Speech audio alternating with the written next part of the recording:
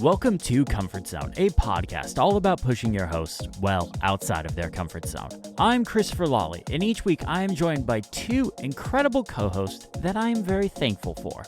As always, I'm joined by Matt Birchler. Matt, how are you doing?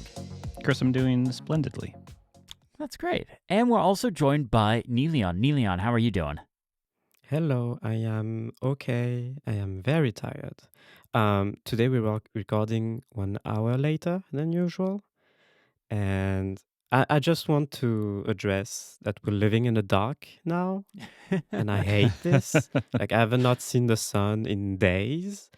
And I hate it. So, yeah. So my girlfriend and I, Danielle and I, we talk a lot about seasonal affective disorder, and we both have the reverse of it for most people. We thrive in the winter. We thrive when it gets darker early. I get so much more work done in the winter. When it's summer, because it gets so hot here, I get less work done. Like, you can look at my channel and you can look at the publication dates, and I always publish more in the winter than I do in the summer. Yeah, we have the opposite situation here. It becomes unsufferable for a few months in the Chicago area. I spent this past week in Florida. It was 70 to 80 degrees. It was incredibly warm, a Chicago summer. And I came home and my flight was delayed an hour and a half because there was so much snow on the runways that O'Hare Airport was operating at 50% capacity. And it was a mess. And it sucks outside. But it's Thanksgiving this week, so as we're releasing. So I will be more positive from now on. But I do stop being Mr. Negative. I don't like the winter. So that's the thing with the Thanksgiving. You try to be positive. Yeah, there's a whole bunch of other stuff to it, but if you want to boil it down, it's basically just a time to reflect and figure out what you're grateful for. You know, you get together with your family, you get together with some friends. Some people do what's called a Friendsgiving, where they on a separate day outside of Thanksgiving, they will have like a traditional Thanksgiving dinner, but with just friends, not family, and then they'll do their family one on the Thanksgiving Thursday. Sounds good. Yeah. So we have a couple of items of follow-up, but first up, we always start with democracy when we have it. Neleon, you want to take it away? Yeah, so like I said last week, this was going to be hard to describe to the audience on Mastodon. Because I'm guessing most people vote before the episode is out. Anyway, so the direct result of this is that a lot less people voted. There's only 36 people who voted. Ooh. In the wow, poll. yeah. Yeah. But I guess the Electoral College can whatever. I tried to go somewhere. So yeah, I won at 53% with my automation to send links to my Mac when I put my iPhone on the MagSafe dock. Then right behind me is Chris at 36%. With his on-air sign that lights up when he wants people to leave him alone. And dead last, Matt is at 11%. Shout out to the 4 people who voted for me. Yeah, or with 3 people plus me. Infamous online movie reviews that he automated.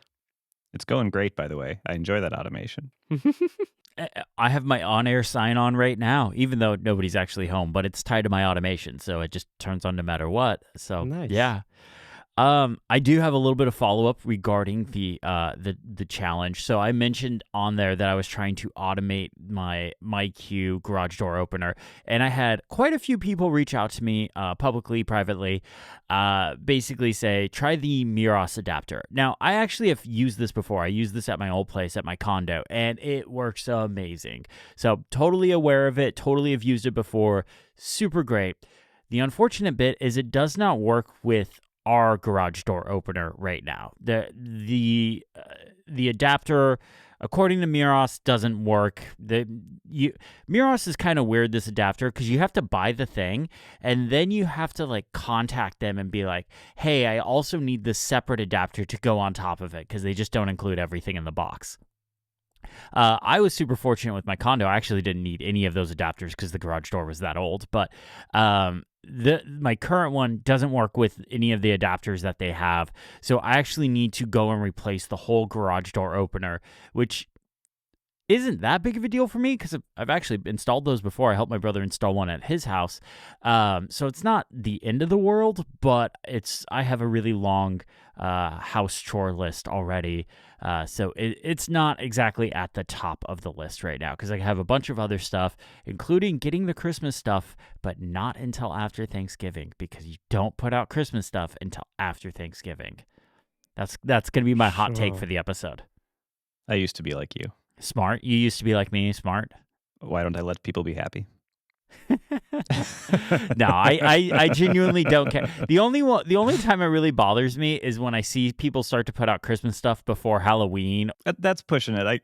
We had somebody in the neighborhood that literally before Halloween they had their Christmas decorations up, and I'm just like, okay, that's too soon. I have to call out the city where I live. Okay. That is Grenoble in France. This city does something that I found really funny. You know the illuminations in the streets for Christmas? Oh, yeah, like the Christmas tree lights and stuff? Not the Christmas tree, but like, I don't know how do you call that? Just decorations all over the light poles and some buildings as well. Just the ones that light up. The thing that they do is they leave them up all year.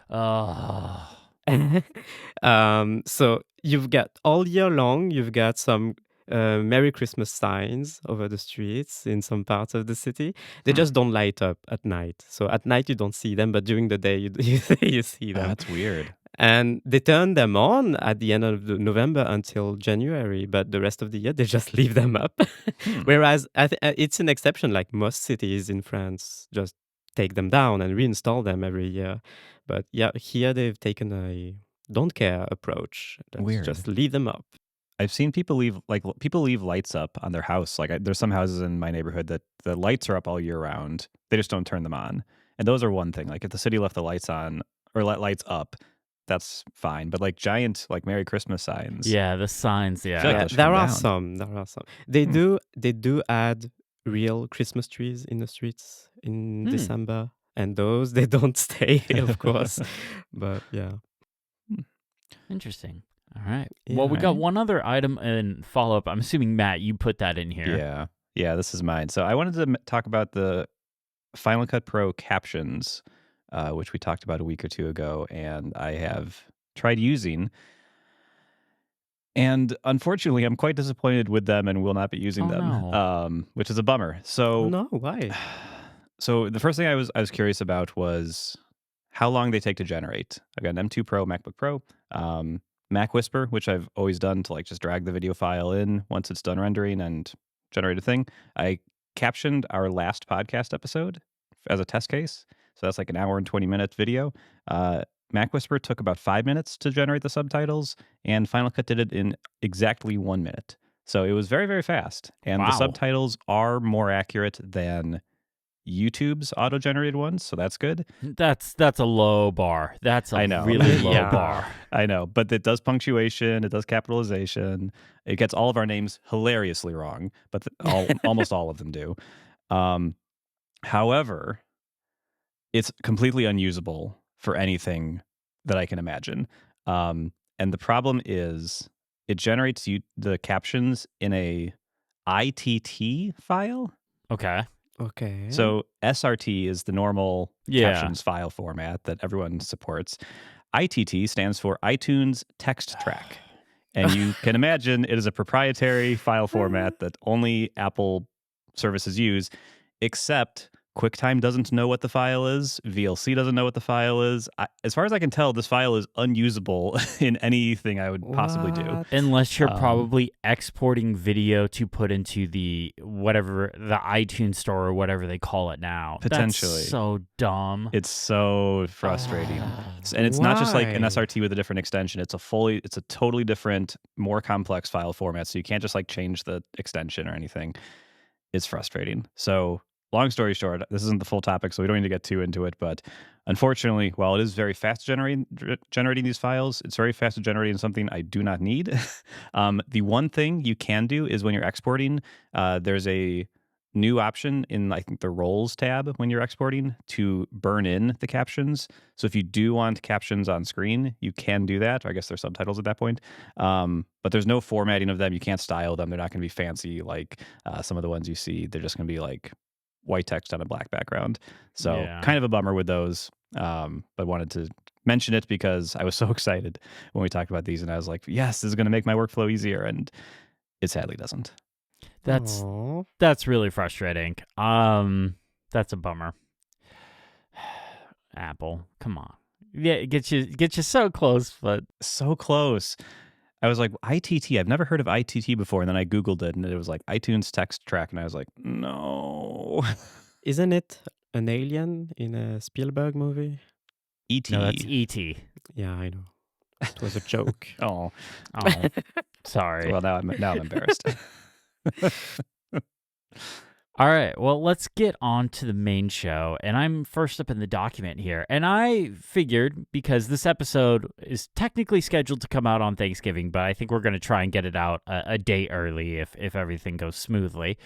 If it didn't, it means you all were ornery in the car, and we had to turn it around. That's a joke, because people road trip on Thanksgiving. It wasn't funny at all, so I'm just going to move right on. So I thought for my topic, since it is Thanksgiving here in America, that we would talk about tech that we are thankful for. And we're just going to kind of round robin this for stuff that we enjoy. I put in a couple of items. Looks like you guys put in a couple of items. Feel free to do as much as you want, but we won't go, we won't make this the whole episode. But I wanted to start off talking about, well, the iPad Pro, specifically the new M4 iPad Pro. This has been a absolute delight of a machine. This is obviously my main computer.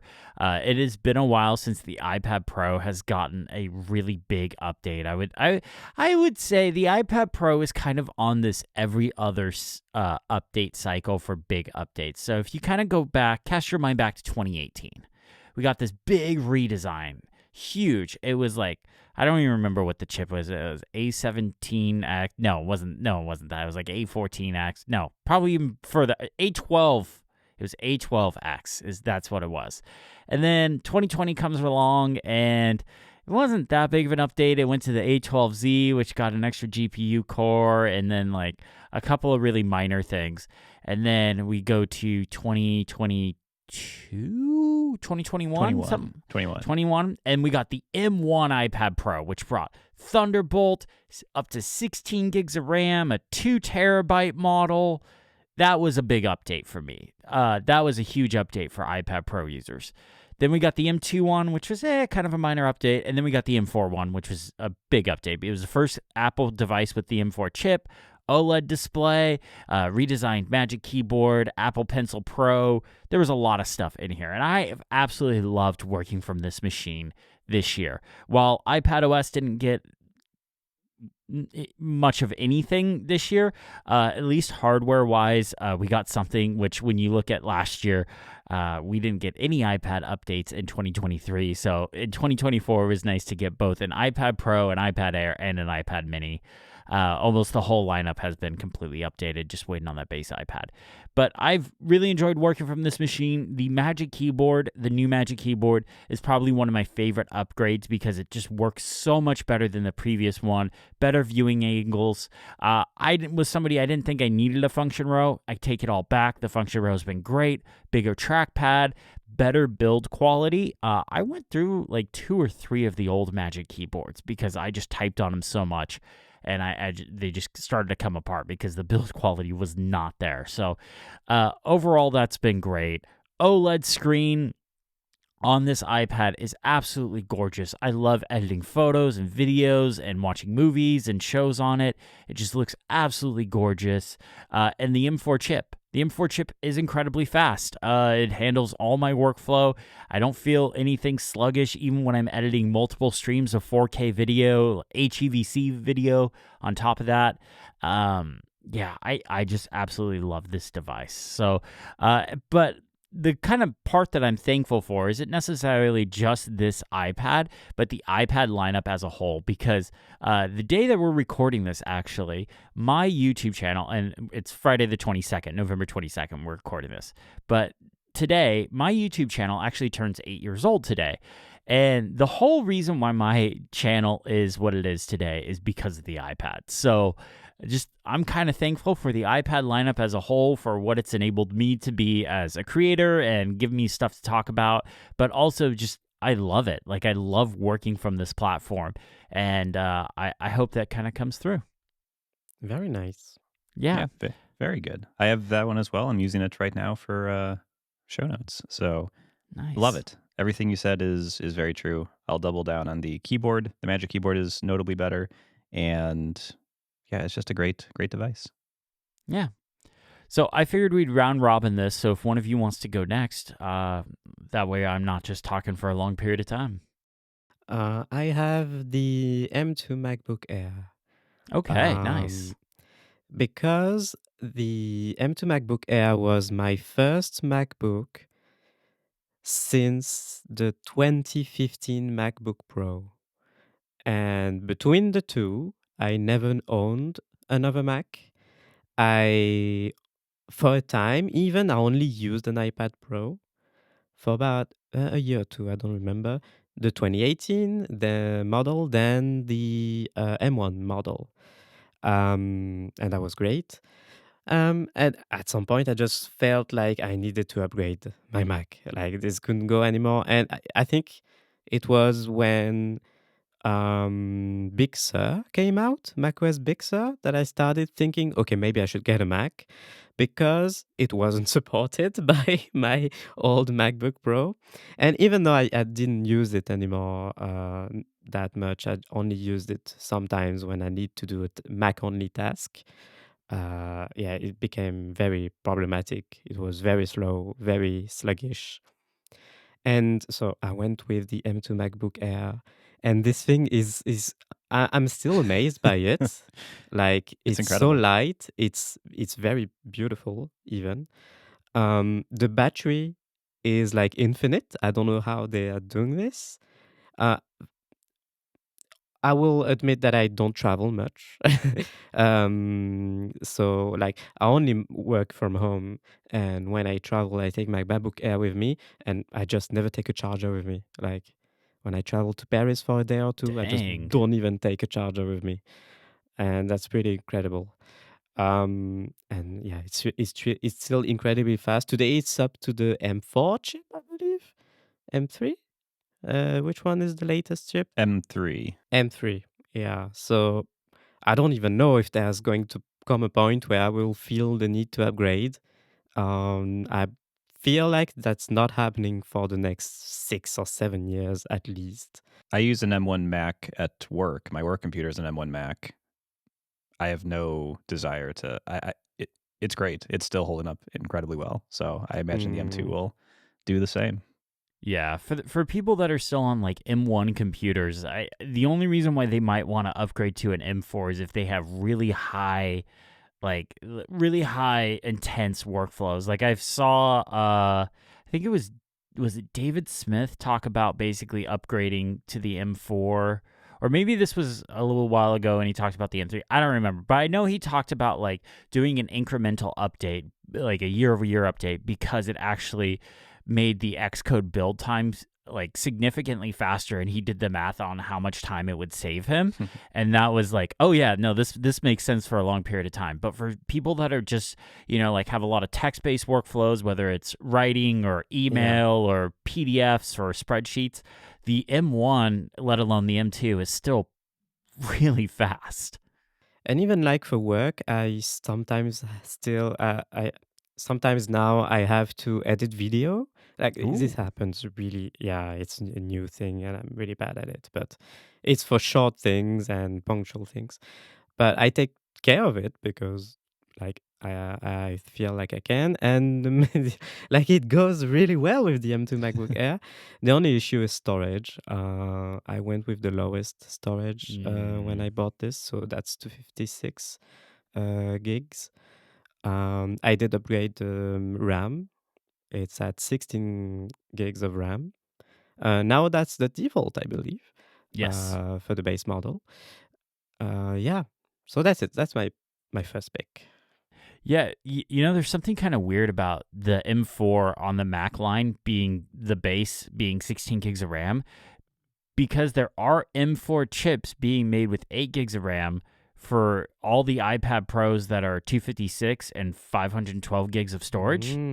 Those still get 8 gigs of RAM. So I'm kind of wondering next time around when the M5 comes around, if the iPad Pro gets updated, if all of the iPad Pros will just have 16 gigs of RAM. And will that go to the iPad Air when that gets to that chip? Who knows? I don't know, but that's kind of something I thought about when all the Macs were being updated to a minimum of 16 gigs of RAM. So yeah. But that is remind me, is the M2 MacBook Air was the one that was the very first redesign MacBook Air of the Apple Silicon? Okay, yeah. I have a hard time remembering the Mac lineup now, but that was a cool one. I was there at WWDC when it was announced, and I got to see it in the hands-on area, and that midnight one. Yeah, I've got the midnight one. Yeah, that's a good looking one. My partner often mocks me because I don't have any stickers or anything like personalized on it. And it's because I've attempted to add stickers to it, but I just I feel like it ruins it. I want to keep it like it's meant to be. It's a beautiful piece of tech. I agree. I was team stickers for many years, and now I don't do them either. Oh, same. I did stickers on all my iPads and the Magic Keyboards and all the keyboards I had, and it got to the point when I was going to sell the devices or give them off, it was just too big of a hassle to take them off, and I was just like, you know what? And then I also would get this weird issue too. The biggest reason why I don't do stickers on my devices anymore is the autofocus from my camera would mess up sometimes, and think that one of the stickers was my face instead of actually my face when I was recording video, so I would get autofocus issues. So that's actually the biggest reason why I stopped doing stickers on my computer. Nice. I wonder if stickers are kind of like RGB for more Apple people. Instead of having RGB all over our computers, we have stickers all over computers. And it's a phase we all go through, and then we all kind of grow out of it eventually. I was never an RGB person. I think you would have been. Good for you. No. If you stuck with PC I'm longer. classy. I'm classy. Okay. I'm going to bring up the most classy thing possible, and that is libraries. These are tech things. I know we're supposed to be. Yeah, I was about to say. This is like his orange icon. Like no. So libraries are awesome and likely underutilized by a lot of people. So if you have a library card, and this is more US centric, but if you have a library card, hey Matt, we have libraries too. Oh, do you? Yeah. Oh, well, I don't know how they work.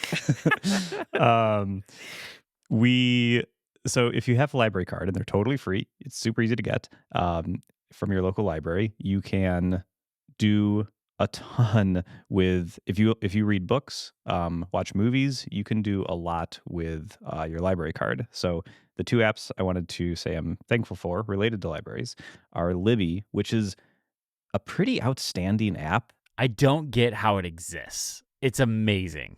I know. I don't quite understand it, but it's like don't look a gift horse in the mouth kind of thing. Yes, it's yes. Not getting political. Yes, Libby is fantastic. It lets you rent ebooks. It lets you rent audiobooks. They only have a set number available for each one, so you have to put like more popular ones on hold, but then you get a notification when it's ready, and then you can borrow it for like a couple weeks. So there are some limitations. It's not like just buying one, but like the app is very good. It has an integration. I mentioned this when I talked about the Kindle. It has an integration to Kindle, so you can like send ebooks to your e-reader. It's wonderful. The app itself is great as well. Like it's actually, I think, better than the Audible app for listening to audiobooks. It's a delight, and it's completely free, and is just a thing that anyone can take advantage of. I think it's super awesome. Can I give a Libby pro tip? Sure. So, don't be cool about this, okay, everyone? Be cool. Don't do this on high demand books that everyone's trying to get a hold of. Do this on stuff that's just readily available. Don't don't be a I gotta bleep that. Okay, so if you have an e-reader like a Kindle or a Kobo or something like that, and you get something from Libby, you have a set amount of time that you can read that. But if you're like me and you're a really slow reader, that may not be enough time. So get the books, put your device in airplane mode, read the books, and then when you're done, take it off airplane mode. So that way you get a little bit of extra time. I can't believe this. But I'm saying don't be a not nice person. Don't do this on high demand books, because I do believe that still keeps it out of their inventory. Do this on books that are just readily available. Don't take away from other people's experiences. But this is something I have done because I am a very slow reader. How many years of jail time are you aiming for here with this advice? 420. Excellent. The other app, just to mention quickly, if you want movies, you can rent movies. The movie selection is much worse, though. So you're not going to get new releases, not even like popular old movies in most cases. But there's an app called Hoopla, which is the exact same thing. You enter your library card number and it syncs with your libraries. And I reused that earlier this year, I think, to watch my cousin Vinny, which I hadn't watched in many years. I rented it on iTunes, and the iTunes version was out of sync. The audio was out of sync. And I tried on multiple devices to make sure like it wasn't just like my home theater setup, and it was unwatchable. And I was able to watch it on Hoopla, just airplayed to the TV, which a lot of other streaming apps don't let you do. They don't let you airplay the video for whatever reason. The NFL Sunday Ticket app has done that in the past. But anyway, so that's an option as well, but mostly for the books. But I think libraries are an underutilized resource, and they're pretty awesome, even if you want to do techie things, like use a great audiobook and ebook app like Libby. Nice. Like it. Love it. Libraries are great. We have a really great one here locally, too. So Danielle and I go there quite a bit. So the next device I want to talk about is the Legion Go. I talked about this very early on in the show, and I was kind of a little lukewarm on it, and it really took some fiddling to get it perfect, and it took a little bit of like taking a step back and understanding what this device is. But now I absolutely love this. It allows me to play games on the go while I'm traveling, games while we have family over. Like just a couple weeks ago, I talked about on the show, the whole reason why I did the on-air sign is because we had some family staying with us for some family stuff, and it was just like, I needed a break. I needed to get away from all that for a little bit and play some games. And you know what? The Legion Go was perfect for that because they were watching TV. I was able to come into my studio. I sat in the chair over there and just played some games for a little bit and then rejoined. I'm not the most sociable person. I need me time to relax, recuperate, really rejuvenate myself. I'm just kidding. Not really. I actually do need me time. But the Legion Go has been great. So couple of things I've done with it is I've embraced it as the Xbox, the mobile Xbox. I have, when I turn it on, by default, it launches the Xbox app. So this is where I play a vast majority of the games from. Play a bunch of games from Game Pass, some games from my library. There's also PC games to purchase right from the Xbox app. Really great. Sometimes it's kind of confusing about the way this works, but if it's a Play Anywhere game, your saves will sync from the Legion Go to your Xbox and vice versa. Like it works really well that way.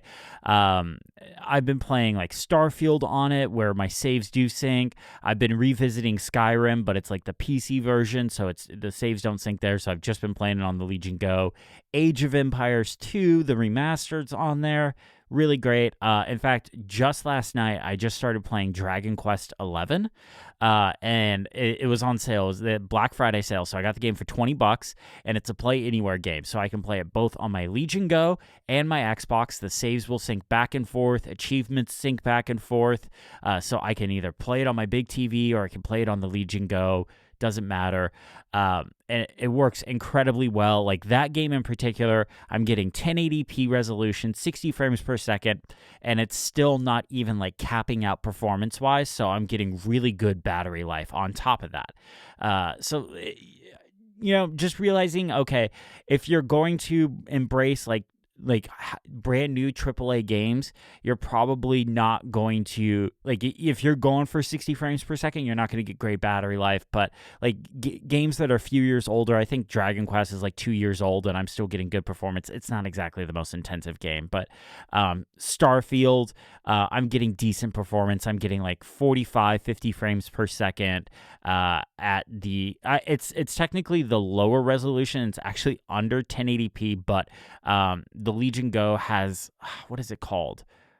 I don't remember. It's something with the Radeon GPU, but it actually upscales everything for you. So it's running at a lower resolution, but it upscales everything. So it looks really good.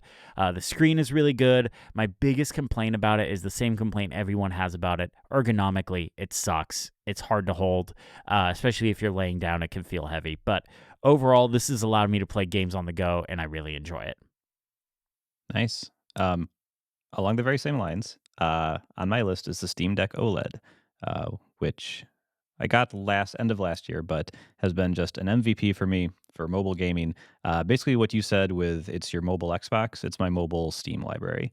I'm a PC gamer primarily, and everything, like you said, syncs beautifully, so I can pick up and play. I've actually played like 80 hours of Dragon Quest 11 on my Steam Deck as well. Dang, I didn't realize it was that big of a game. I've got like 20, 30 hours to go. I didn't even realize it was that big of a game. I should also mention the Legion Go. It's not just Xbox. You could do Steam, Epic, all the game stores and stuff like that. So if you have your library in Steam, you could do that. I just primarily play my games on Xbox, so most of my games are there, along with achievements and stuff like that. So yeah, but I'm sorry to interrupt. That's fine. The Steam Deck, basically all the things you said. I think the thing that's great about the Steam Deck is it feels like a console. If you only have a Steam Deck, it's the only thing you use. You have no PC where you have like an existing library, and you never see a mouse cursor. You never see a Windows interface, nice. A Linux interface. Like, it is like a Switch. There's a storefront. They have certified games that they know will work and have been verified to work. And a lot of games, because it's a very popular handheld, a lot of games when on first launch will open to their Steam Deck visual settings, so you'll get just reliable performance. It's fantastic.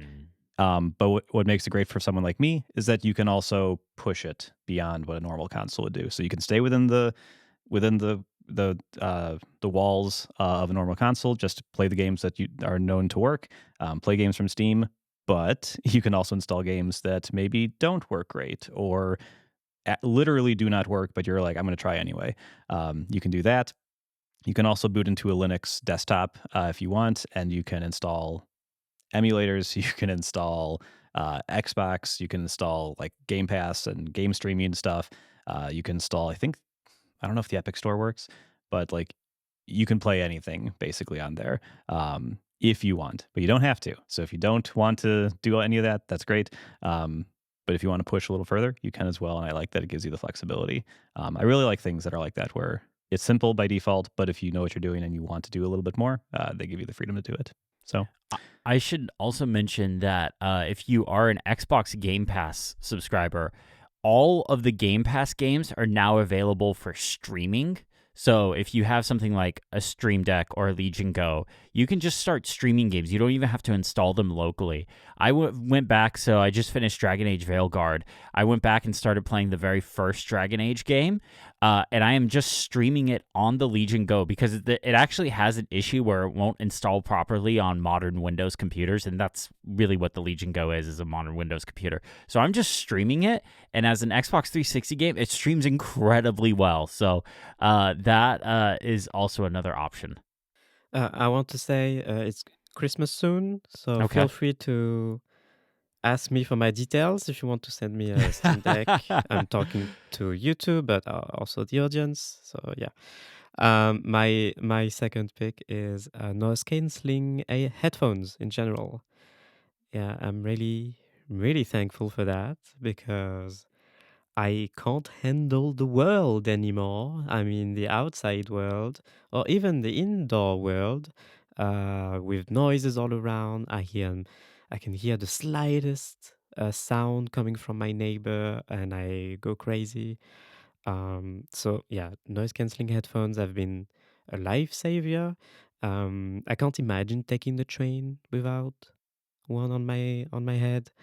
And yeah, lately I've been using the AirPods Max mostly, but I also use the AirPods Pro, and before that, the Sony's XM4, XM5, and even before those two, the XM3. And if there's an XM6 coming up, I'm going to get one probably. So yeah, noise canceling headphones. Nice. Love that. Yeah. Love noise canceling headphones. I wouldn't be able to focus without them. Yeah, no, they're great. So for me, I want to point out the Peloton rowing machine. Now, this is not a new piece of tech this year. It's a new thing that I got. So, girlfriend and I moved in together. She is full on Peloton cult. Like absolutely, like we have Peloton towels everywhere. That kind of level. So she had the bike and the rowing machine and the treadmill. And she really likes the bike and the treadmill, but never really got into the rowing machine. And I gave it a shot, and I've tried a bunch of different exercises. I've tried treadmills, I've tried bikes, I've tried weightlifting. Nothing ever really stuck with me, but rowing works. Like, rowing works for me. I actually really enjoy it. So it's been helping me kind of get in better shape. Like I've talked about, I'm diabetic. Exercising kind of helps regulate your blood glucose levels. Like, it'll keep your blood sugar down and all that stuff. So, absolutely love it. It's really, really pricey for all that stuff. I kind of got lucky, and yeah. Nobody look it up. Nobody. I got lucky. I didn't have to pay for it. But I get to use it every single day. I tried going to the gym for a little while, but I'm so self-conscious. I know nobody's looking at me. I know nobody cares what I'm doing, but I'm very self-conscious about the gym. This is your thing. That's like my airplane thing. Nobody cares what I'm watching, but I can't watch anything on my laptop. You know what? Fair enough. We all have a thing. I struggle going to the gym, like a public gym where like other people are around. So just being able to go in the other room, put on my headphones, either listen to the class or listen to a podcast, and just row away for 20, 30 minutes. It's great. It's fantastic. Love the machine. I've noticed like my personal energy level. I'm a lot more alert, a lot more awake ever since I've started doing this regularly. But more importantly, my blood glucose levels, because again, I'm diabetic, have just been smooth, which is really, really nice to have. So I don't know if I necessarily would tell everyone to get the Peloton rowing machine, but there are a lot of rowing machines out there to look into. If you're somebody that's like, I've tried treadmills, I've tried bikes, I've tried all this other stuff, it just doesn't work for me. The rowing machine's kind of a nice balance for everything. Nice. Okay, I have a few more, but I think I'm just going to rapid fire through them. I think they're all pretty small. So the first thing is the new nodding gestures in the AirPods this year. So when you get like a notification, for example, like one I get is like, oh, did you mean to start a workout? Would you like the workout app to start a workout for you? Yeah. If you nod your head, it'll now say yes. And if you shake it, it'll thank you. Then it'll say no. So I really enjoy this. It's fantastic. I use it way more than I thought. I actually use it more than the pinch gesture for like approving things. The pinch gesture, actually, I'm not thankful for. That's the biggest bummer of a new feature. For me. That's such a letdown. I use my nose more than it, and I now use my head shake more than it. I don't know. I just don't like it. Oh, you mean on the watch? On the watch, yeah. Yes. Sorry. Not on the AirPods. Yeah, okay. So that was one. I also have really come to like the United Airlines app. I've been traveling quite a bit for work lately, and I always fly United. And the app is not really, really good. I can't see Chris's face right now because my camera's in the way, but I assume he's smiling. It is. I actually use its live activity over Flighties because I find it more useful.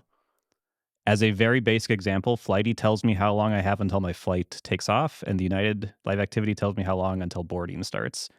I care a lot more about when boarding starts because that's when I need to be there, for example. But it feels very much made for wherever I am in the process of like getting to the airport, at the airport, and on the flight or whatever. It changes what it shows me, and it's very, very good at showing me what I want to know at that moment. I'm a big fan. United messed me up earlier this year. They left me stranded in New York when I was trying to get home so I could review an iPad Pro. So they're not at the top of my list right now, even though like literally the reason why they left me I got stranded was because mechanical issues on an airplane, and like they literally I found out the flight was canceled through Flighty before them. They never even called me. I had to call them. Trying to get I ended up having to stay in New York for another night, but it was actually flying out of Newark, so I had to stay in New Jersey for another day. It was a disaster. It was to the point where I was running around the Apple New York townhouse where they do all like the press briefings and stuff like that, and like everyone's filming stuff. Apple PR people are talking everything up, and I'm like, how do I get home? So yeah, United not on the top of my list right now. I'm sorry, that sounds not fun. I'm guessing United is an airline. They are. Yes. Yes. Yes. I think they might be the biggest airline in the U.S. I'm not totally sure. I thought American was. Or American. Yeah, it's one of the two. I thought American was the biggest. This conversation makes a lot more sense now. Okay. Yes. Yep. Sorry, we weren't very American-centric. Actually, this whole segment is technically American-centric, but... Yeah, I'm just trying to go along. Canada has Thanksgiving, too. Canada has a Thanksgiving as well, so... It was last month, but yes. They don't do anything right. They put gravy on their French fries. Like, don't at me. At Matt. Yeah. That sounds great. Poutine is great. I love that. No. No. Okay. It's good. Look, if you're looking to put something on fries, you put some cheddar cheese and some bacon on it. What are you talking about? You know what? I actually don't like cheese fries. Okay. Nope. All right. Anyways, we need to get moving here. We do. Last thing, wanted to call out non-U.S. regulators. RCS, USB-C.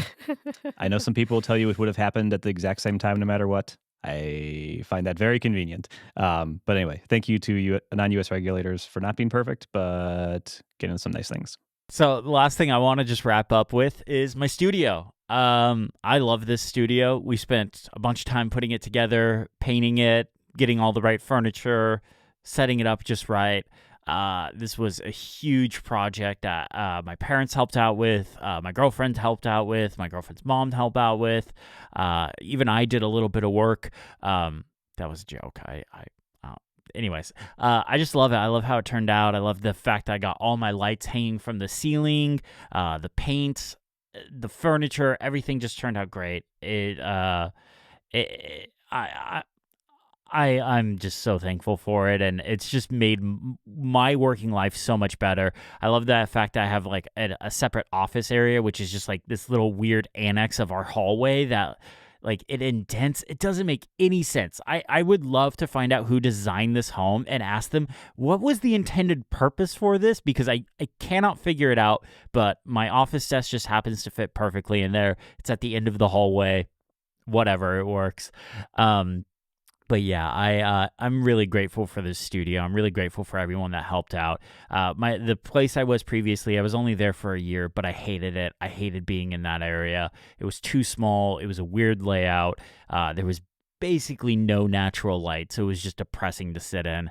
But that's my studio. Thank you to everyone that helped me with it. Yeah, you do seem to very much enjoy it. So, and it looks great. Thank you. Yeah, I really do. People get compliments on it. You know, Federico wanted me to do the whole iOS 18 club trailer thing in here because he really liked the way it looked and stuff like that. So, I think it really worked out great. He likes the way you look. Yeah, guarantee it. Another American thing. That is an American thing. Is that a Men's Warehouse? What are we? Oh. I don't want to know. Okay, I don't know. All right, so that just kind of wraps up what we're thankful for, unless you guys have anything else you want to add. I am also thankful to all of our listeners. Aww. We've been doing this for half a year. This is exactly half a year through, week 26. Are we really? Oh, yeah. Huh. Nice. Week 26, and it's the 8th anniversary of my channel, too. Huh, that's interesting. That all kind of came up. That's pretty cool. Well, I'm thankful to you two. I couldn't have asked for better co-hosts to do this show with. Oh, okay. Nice. Likewise. That's very nice. Yeah. So we're just going to kind of wrap it up with this segment. We all kind of had something to be thankful for this year. So we're going to move right on to our challenge this week. And the challenge was Neilion's. And this was a really interesting one. But Neilion, you want to tell us what you had us do? Yep. My challenge was stop using Apple Music and prioritize free alternatives. Mm-hmm. And like I said, you didn't have to go all week with it, at least a day or two, which is what I've done. So, should I go first? Yes. Yeah. Go for it. Okay. So what I did, how should I go about this? Okay. So I have a subscription, which I'm probably never going to cancel because it's so useful. It is the YouTube Premium subscription. I cannot imagine going without it now It's because terrible. I hate Yeah. the YouTube ads so much. And we watch a lot of YouTube on the TV in the room, so you can't just you can't just install an ad blocker on the YouTube app on the TV. So yeah, anyway, but what comes bundled with the YouTube Premium subscription is YouTube Music. So technically, I didn't have to pay anything more. It was already included in my thing. And I'm glad you're setting this precedent right here. I'm really appreciating that you're setting this precedent. Okay. So I didn't pay for it. It was, I am paying for it, but I didn't pay anything more for this challenge. And I don't use it. I have not used it until now. So I've got a few things to say about YouTube Music. The first thing that I would like to say is that it is the worst app I've ever used all year on my phone. It is incredibly bad. And I mean this in the most constructive way possible. Go on. This app is okay. So there's the website and there's the iOS side. On the web, it's about just as good as the YouTube site itself can get. So, like, it's about the same. The UI is built using the same technical foundation, you can tell. And it's very basic. You just browse your YouTube music library. You can add artists, add albums.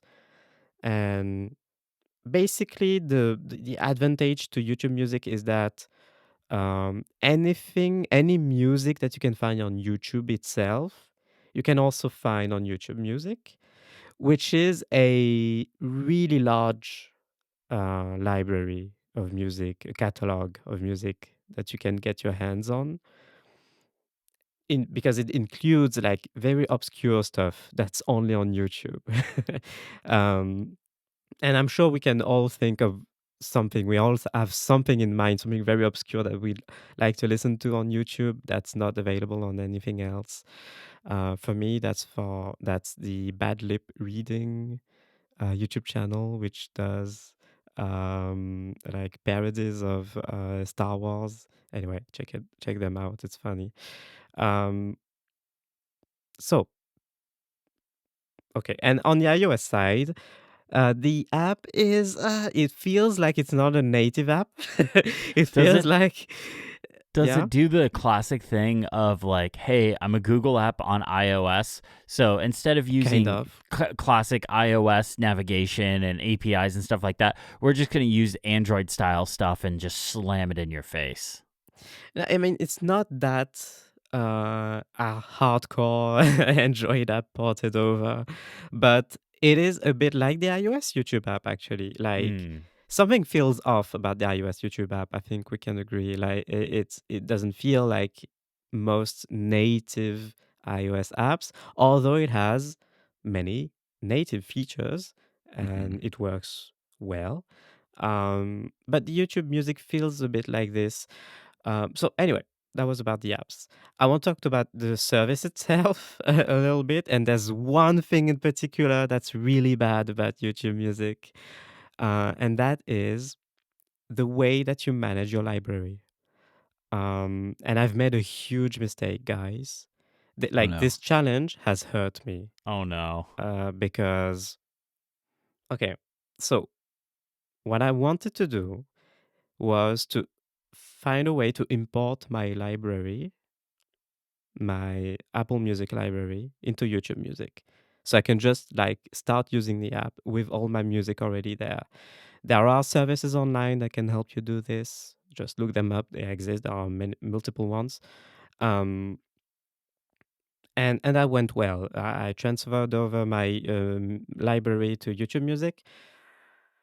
And I realized that when you add an artist to your YouTube Music library, it also subscribes you to its YouTube channel Oh on your no. regular YouTube account. Regular YouTube channel? Yeah. Oh. So I did this, used YouTube Music for a little while, for a few hours, then went back to YouTube to watch a video, and my subscription feed was such a mess. And I thought something went horribly wrong, and then I realized what happened. I was suddenly subscribed to like a few hundred artists' channels on YouTube. And some of those are like regular YouTube channels where artists upload their clips, their video clips and stuff. Some of those channels are like automatically generated YouTube channels, like that YouTube creates for music artists. But anyway, they behave like just normal YouTube channels. So I had to spend hours unsubscribing to all those YouTube channels because maybe I've missed this somehow, but I've not found a way to batch unsubscribe. I don't think there's a way, no. Yeah, I don't know of a way. Oh my goodness. I did that. I don't know how much time I spent on this, but I did that. So conclusion, my challenge. I spent most of my time unsubscribing to YouTube channels instead of actually using YouTube Music. And the YouTube Music I find is really bad. You know what's crazy? Is I think you're still going to win the challenge somehow. Yeah. Really? Probably. Okay. I You always find a way. The people love Neeleon. The people too love Neeleon. I mean, I went with it. Like, I tried. Yeah, no, for sure. Yeah. Okay. I went, as I often do, I have disregarded part of the challenge. However, I think in a heroic way. So, you put me in a real pickle. Because again, I was traveling this week. Did and you pay for a very expensive service? I did not. He went to all vinyl records. He replaced his whole music library with vinyl records. The warmth, Neeleon, the warmth. Mm-hmm. I mean, you joke, but part of this process did involve me buying a new vinyl. So okay. So I was using Bandcamp this week for music. Mm-hmm. Yeah, this one time at Bandcamp. Yeah, reference acknowledged. Bandcamp is basically a marketplace for musicians to sell their music, and they also sell physical music, digital music, and I think you can also sell like merch there as well, so shirts and that sort of thing. And it's a really cool platform. It's been around for a long time, and basically the idea is if the artist sells on Bandcamp, if they sell a digital album, for example, you as the customer pay like $10 to $15, like you have forever buying music, and you get a DRM-free version of that music. You often get a lossless copy as well if you want, but you also get MP3s, and then you can do whatever you want with those. But they're also added to your Bandcamp collection, and so you can use the Bandcamp app on the web, on your phone, whatever. I think there's an iPad one as well. And you can listen to your collection there. So for the last week, I've been listening to only a couple artists because I've only bought from a few. I mean, I have hundreds and hundreds of artists in Apple Music that I've And you won't support all of them? Well, not as much as Neilion supports them on YouTube, but that's true. Neilion didn't like and subscribe. And so what I like about Bandcamp is they are marketplace, so they do take a portion of the money that's made. They take around 10% from most artists, or I think it's 15%, and then once you make over $5,000, it's 10% after that.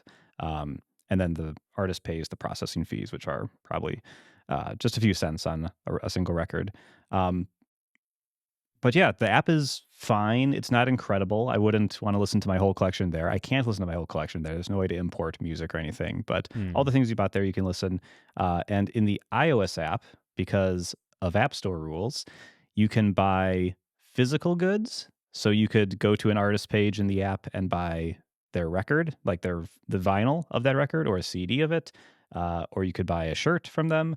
But if they involve a digital copy of the album, no. You got to go to the web to buy that one, which is kind of a bummer because in most cases when you buy... So I bought the new Jamie XX album this week. I got the vinyl coming, the special edition white one. It looks great. I love this record as well. It's one of my favorite of the year. So was happy to do it. Was happy to pay the artist directly or more directly. And yeah, it came with a digital copy as well. So I got the digital one, but I had to go to the web to buy it because even though I was technically just buying the vinyl, there was a digital thing that I could enjoy on my iPhone. And if you enjoy it on your iPhone, Apple gets 30%. Anyway, it's actually really good. I really like Bandcamp. It also got me to listen to a few artists that I don't listen to a ton, but have bought their music in the past. There's an electronic artist called Germany, that's pretty good. And got to listen to some of their music again because apparently I subscribed to them, or like I bought like a lifetime license to their music, so I had like so much music from them in my Bandcamp app. Lifetime license? Wow. I forget what it was, but I did buy something that was like just get all my stuff from now until forever. Wow, I need to find that receipt and see what I paid. But yeah, so it's a cool app, and I think if you like, you can obviously buy direct from artists, but like if you really enjoy an artist, I think a lot of them are on Bandcamp, and you can check them out there, or just go to their website and just buy directly from them. But I really do enjoy. I don't buy every album I like directly from the artist or from some place like Bandcamp, but the ones that I really do enjoy, I like to. So this was a good excuse to do that for another album this year. Yeah, I've used the Bandcamp app, and I think it's nice. It's a quirky app, I find. The design is a bit quirky, but it's nice. Who doesn't I would call quirky? It a little utilitarian is what I would say. But yeah, I think that I mean by that the UI choices are kind of strange. Yes. Yeah. I would agree with that. So I really appreciate the precedent that Neilion set, that she didn't spend any extra money on this challenge, and I didn't either. I did not pay a single cent for any extra service or anything like that. But also, like Matt, this was a really weird week for me. I had a couple of days of working after we recorded the last episode, and then went on vacation, and then just got back. So I've had two very different modes that I've been in. So for the couple of work days, I used two different services. I used YouTube, and I used the Nintendo Music app.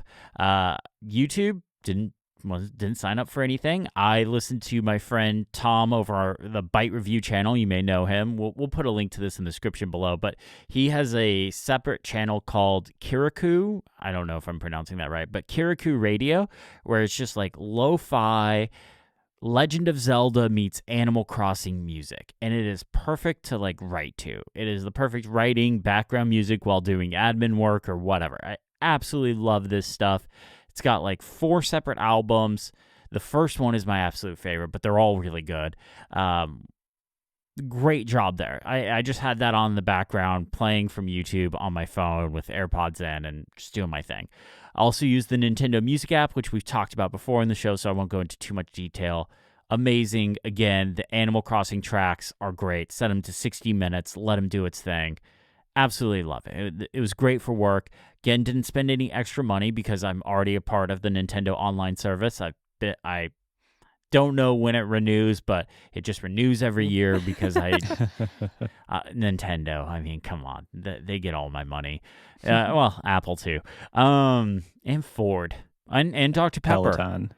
No, I don't pay anything for the Peloton. That's Danielle. Okay. She pays for the Peloton service. I guess technically that's another music service I use because Peloton, they play music while you're doing your workouts. But again, didn't pay for it because Danielle takes care of that. But once we moved to the vacation side, we road tripped up to San Francisco, and I used Spotify. Now, despite the fact that I pay for the Apple One subscription family sharing thing, and Danielle and I are in an iCloud family, and which means she gets access to my Apple Music subscription. She still pays for Spotify because she likes Spotify. I'm not going to tell her what to do. She can do whatever she wants. But it gave me the opportunity to try out Spotify. I don't like Spotify. It feels like they're cramming a lot into that app, especially with podcasts on top of that. The navigation, I don't know, maybe it's just I'm just used to native Apple navigation. Wasn't the best, but one thing I really did like about it, and Apple Music does technically have this feature, but I think Spotify does it better, is it gives you the ability to like select a song and it kind of generates a playlist off that, like similar songs or similar artists and stuff like that. And Apple Music has a feature like this, but I think Spotify did it better, where like we went up to San Francisco because it was our anniversary, but also there was a Rise Against concert and a restaurant we wanted to eat at. There was a whole bunch of things. So we drove up there, we put on Rise Against, and like it started playing similar stuff to it as well. And it worked fine for the most part. It was great. I won't switch over to Spotify because it's included in the Apple One subscription, and I reminded Danielle of that, but she likes Spotify, so that's fine. But yeah, no, that's kind of what I did. I'm happy this challenge is over and I can just go back to using Apple Music because I have everything there. Yeah. I think there's two types of people in this world. There are people who don't understand why anybody would ever like the Spotify interface. And there's other people who are like, this is the best interface in the world. I don't understand why anyone doesn't like it. I don't. Maybe if I played around with it more, but like I was just sitting in the car and we took her car up, unfortunately. I had to leave Sally in the garage, which made me really, really sad. It was a hard time. Please, thoughts and prayers for this. It was a really hard time for me to leave Sally in the garage. But what's Sally? Oh, Sally's my Mustang. My car, my Mustang GT. This is probably an American thing as well. She has her own Instagram account and everything. She's got her own thing going. She's amazing. And she's a she. Okay. Oh yeah. She's they always are. They always are. Okay. Yeah, sure. Yeah. She is. Yeah. But no, it was fine. Like it was fine, but there was just so much going on in it, and I don't know. Spotify is just it's Spotify being Spotify, and I've used Spotify before. Don't get me wrong. Like I used it before Apple Music was a thing, and I switched off of Apple Music and tried it for a while. It's fine, but I don't know. I just liked Apple Music a little bit better. And at the end of the day, the content that is in Apple Music is the same content that is in Spotify and vice versa. Like they have the same stuff. They might have like the exclusive Zane Lowe interviews or something like that. I don't care about any of that. I'm never going to listen to that. But like music album wise, they have the same stuff. So really you're kind of just picking which app works best for you. So Spotify, you didn't go with the free tier. No, but I just used it on Danielle's phone because it was paired to her car. So okay. I didn't pay for it. I didn't even put it on my phone, but I was using it. Okay. I know there's definitely some like I kind of fudged my way around this one. That's why I was really happy when you set the precedent of, well, technically I didn't spend any more extra money. So I mean, yeah. Sure. So now there's the precedent too that you can use anything your partner has bought. Yeah. Why not? Okay. It's in your house. If you can Yes. use it, absolutely go for it. I mean, Absolutely. okay, Mm. okay, Okay. Absolutely. All right. okay. Matt, it is your challenge this week. What are you going to have us do? Yes. So I have a fun one, I think. I would like us all to find an open source app that we love. And there are not too many rules. The main rule is you must be able to download the source code for it. So ideally, we'll have a GitHub link or something. It could be somewhere else, but I'm assuming it'll be GitHub, where you can download the source code. It's completely free, open source, and yeah, you have access to the source code. You two have this much easier than me this week. Ooh, Why? why do you say that? Because there's not a lot of open source great iPad apps. Oh, I mean, I might have to find a Mac app or something, but I mean, I if you hadn't thought about that. yeah. No, it's fine. Hey, no, it's fine. I'm not complaining. I'm just saying you guys got it a lot easier than me this week. I think you can find an open source app. There are definitely some out there, but I was thinking, but as Matt titled it, find an open source app you love. And I can't think of an open source iPad app that I love. Mm-hmm. Nope, not an open source. I mean, technically, Obsidian plugins are open source. So, okay, that's a good question. So, I was going to clarify that I think web apps would work. So, for example, Omnivore, which rest in peace, Omnivore would have qualified earlier because it was an app on the iPad, but it was also open source. Maybe it still is. I actually don't know what the situation is there because you could run it yourself. So that would have counted, and I think there are some apps that are like that. Maybe is the Mastodon app open source as well? But is that how the here's the forks of part. it happen? Here's the crux of it, though.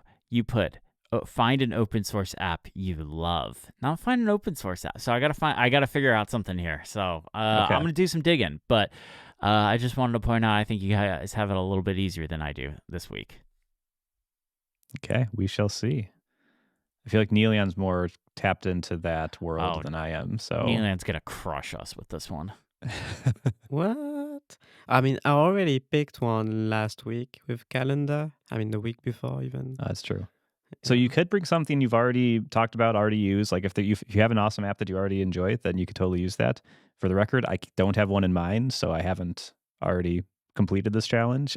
So, but yeah, we'll see what the people find most exciting. The people. The people. Okay. Nice.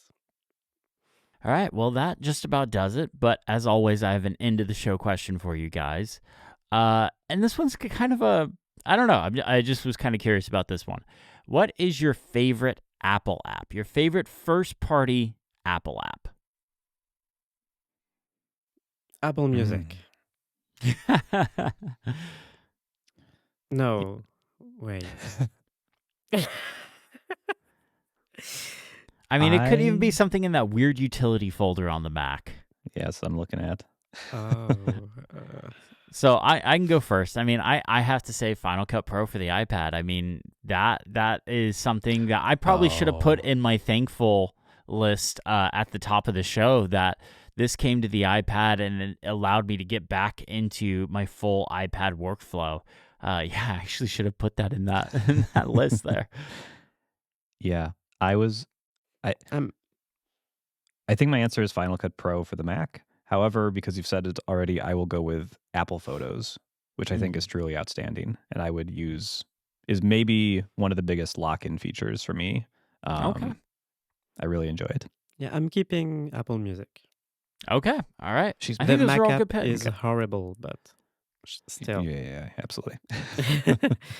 The iPad app isn't perfect, but hey, it is better. what it is. It's better. All right. Well, that just about does it for the show. Do either of you have something you want to plug this week?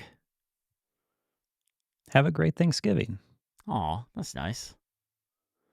It's okay if you don't. Okay. Sure.